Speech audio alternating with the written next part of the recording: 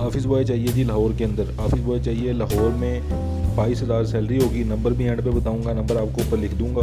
Office boy चाहिए लाहौर में, 22,000 salary. शराइत भी बता देता हूँ, पहले शराइत सुन लें, नंबर फिर एंड पे बता दूंगा। उस नंबर पे कॉल करें, उसको कहें कि मैंने ऑफिस बॉय लगना है, फौरी कॉल करें, फौरी लगें उधर, ठीक है। जल्दी से मैं आपको बताने लगा हूँ। ये नंबर पे आप व्हाट्सएप भी कर सकते हैं CV को, और इसको डायरेक्ट कॉल भी कर सकते हैं, ठीक है।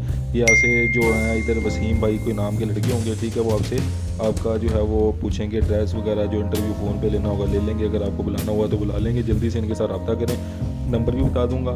लेकिन लाहौर में ये जॉब है, ठोकर न्याज बेग उसके इर्द गिर्द का जो एरिया है उधर ये जॉब है।